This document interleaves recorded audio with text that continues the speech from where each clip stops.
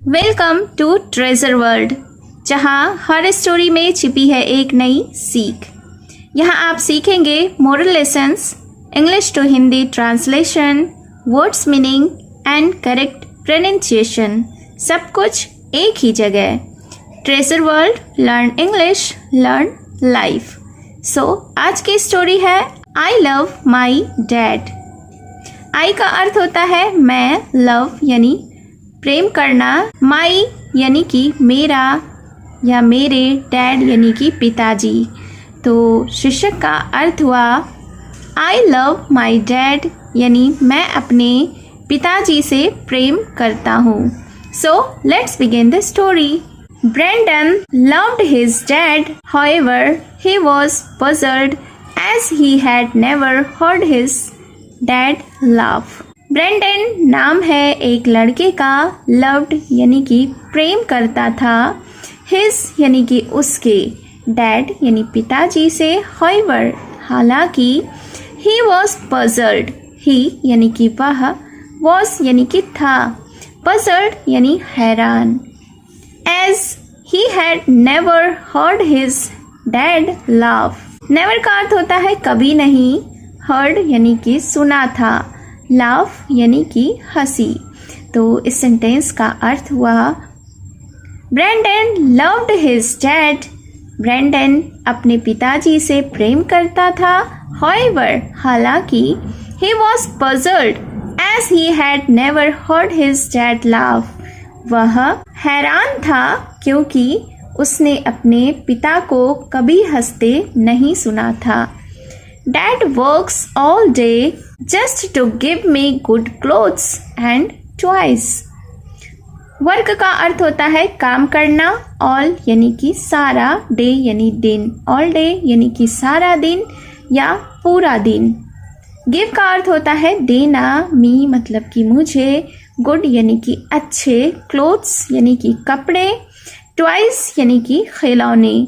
तो इस सेंटेंस को देखते हैं। डैड वर्क्स ऑल डे, पिताजी पूरा दिन काम करते हैं, just to give me good clothes and toys, सिर्फ मुझे अच्छे कपड़े और खिलौने देने के लिए।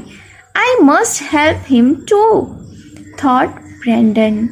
मस्ट का अर्थ होता है ज़रूर, हेल्प यानी कि मदद करना, हिम यानी कि उनका या उसका, TOO का अर्थ होता है भी, थॉट यानी कि सोचा।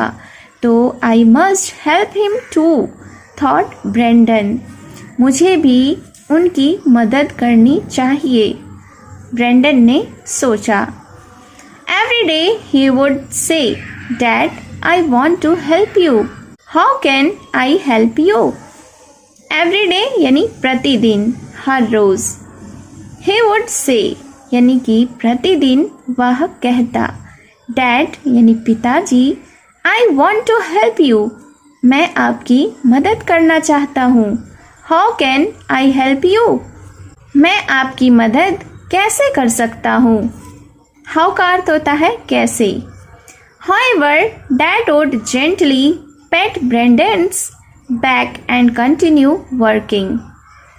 Gently का अर्थ होता है विनम्रता से, पैट यानी कि थपथपाना, बैक यानी कि पीठ, कंटिन्यू यानी जारी रखना, वर्किंग, कंटिन्यू वर्किंग यानी कि काम जारी रखना। तो इस सेंटेंस को देखते हैं। However, हालांकि, Dad would gently pat Brandon's back, पिताजी ब्रैंडन की पीठ को धीरे धीरे थपथपाते, एंड कंटिन्यू वर्किंग और काम जारी रखते। Brandon thought very hard but he could think of nothing that would help. Brandon thought very hard यानी कि ब्रैंडन बहुत ही ज़्यादा सोचता, but he could think of nothing that would help, लेकिन वह ऐसा कुछ भी नहीं सोच पा रहा था जिससे मदद मिल सके। 3 days later, Brandon's grandma came to visit them. 3 days later यानी कि 3 दिनों के बाद, Brandon's grandma, grandma का अर्थ होता है दादी या नानी, केम यानी कि आई, विजिट यानी कि मिलने, देम यानी कि उनसे। तो फिर क्या हुआ कि 3 दिनों के बाद Brendan's grandma came to visit them, Brendan की दादी उनसे मिलने आई। She looked at her son and took over the washing, cleaning and looked यानी कि देखी। एट हर सन, सन का अर्थ होता है बेटा या पुत्र, तो एट हर सन यानी कि अपने बेटे को। शी लुक्ड एट हर सन यानी वह अपने बेटे को देखी। And took over the washing, और कपड़े धोने, क्लीनिंग सफाई करने, एंड कुकिंग और खाना पकाने का काम संभाल लिया। Brandon saw his father relax and sit comfortably for the first time in very long time. Saw यानी कि देखा, फादर का अर्थ होता है पिता। रिलैक्स यानी कि आराम करना, सिट यानी बैठना, comfortably यानी कि आराम से, फर्स्ट टाइम यानी पहली बार, लॉन्ग टाइम यानी लंबे समय। तो फिर क्या हुआ? Brendan saw his father relax, Brendan ने अपने पिता को आराम करते देखा। And sit comfortably for the first time in very long time, और बहुत ही लंबे समय बाद आराम से बैठते पहली बार देखा।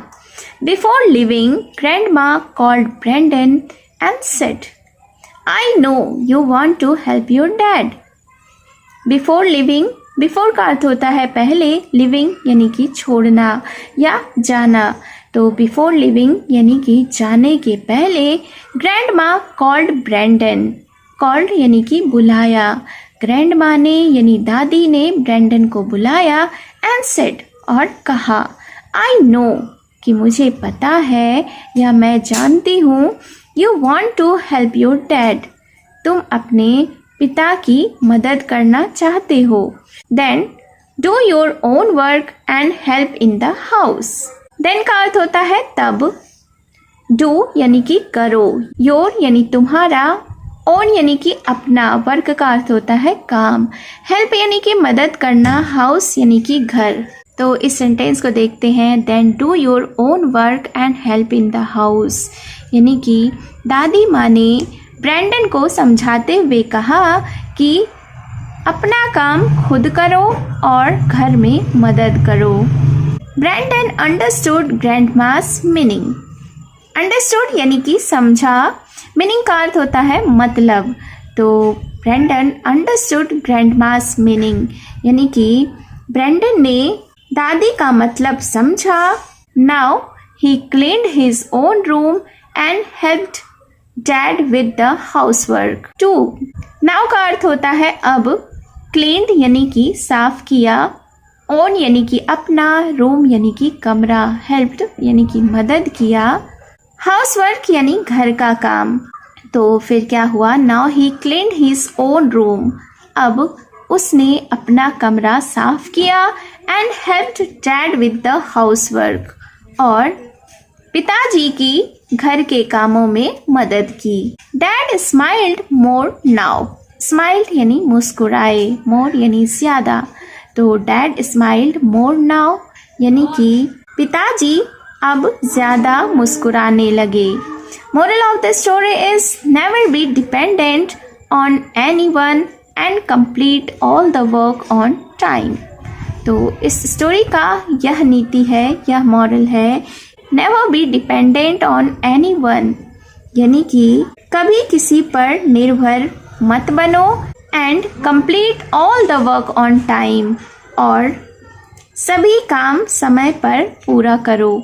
So it was the short moral story, जिसमें कि बहुत सारे वर्ड्स आपने सीखे होंगे एंड वर्ड्स के करेक्ट प्रोनाउंसिएशन भी सीखे होंगे।